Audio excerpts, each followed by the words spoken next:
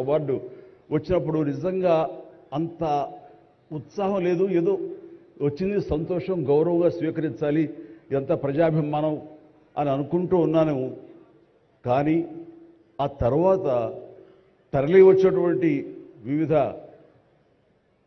ప్రాంతాల నుంచి మనుషులు కానివ్వండి, వ్యక్తులు, అభిమానులు, సినిమా పరిశ్రమ నుంచి కానివ్వండి, రకరకాల అసోసియేషన్స్ కానివ్వండి, అలా ఎంతోమంది రాజకీయ ప్రబుద్ధులు కానివ్వండి, అందరూ గత వారం రోజులుగా ఎడతెరిపి లేకుండా వాళ్ళు ప్రశంసలు కురిపిస్తున్నారంటే ఆ ఆనందం ద్విగుణీకృతమైంది. ఎంతో ఉద్వేగానికి ఎంతో ఇదిగా అయ్యింది.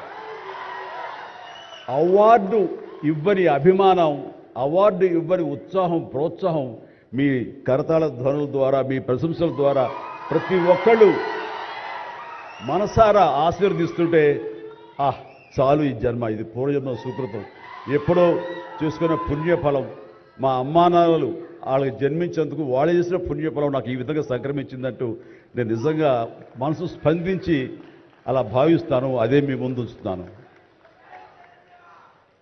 ఇక నాకు తెలిసి ప్రప్రథమంగా అవార్డులు అనౌన్స్ చేసిన వెంటనే ఒక ప్రభుత్వం స్పందించి వారికి ఈ రకంగా సన్మానం చెయ్యాలి అనే భావం రావటం అన్నది బహుశా ఎప్పుడు జరగలేదు.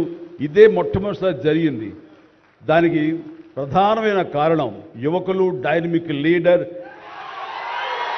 మన ముఖ్యమంత్రి రేవంత్ రెడ్డి గారు, అలాగే వాళ్ళ సహచర మంత్రి వర్యులు, వీళ్ళందరూ ఒక్కడిగా అనుకుని స్పందించిన మనసుతోటి మన వాళ్ళని మనం గౌరవించుకోకపోతే ఎలాగ గౌరవించుకోవాలి అంటూ అన్నది నిజంగా చెప్తాను. సభాముఖంగా వారికి నా హృదయపూర్వక ధన్యవాదాలు తెలియజేస్తాను.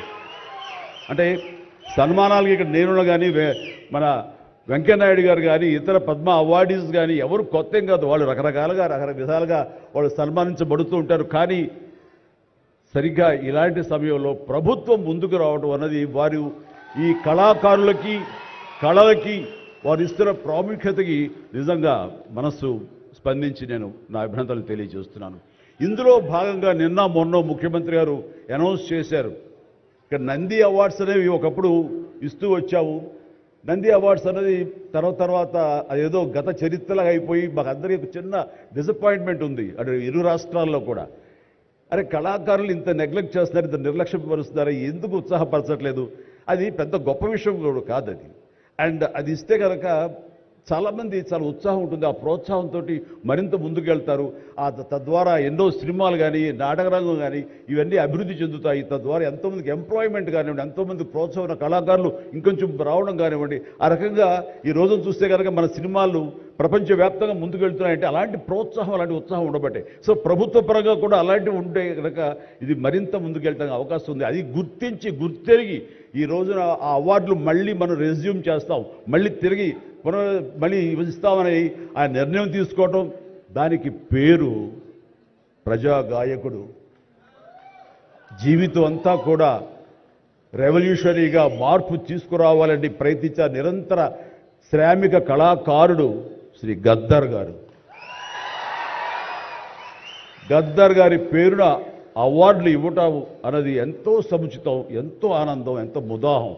అలాంటి నిర్ణయం తీసుకున్నటువంటి మా ముఖ్యమంత్రి రేవంత్ రెడ్డి గారికి, వారి సహచర్యులకి నేను మనస్ఫూర్తిగా నా హృదయ ధన్యవాదాలు ఈ సభాముఖంగా తెలియజేస్తున్నాను. అండ్ ఇక్కడ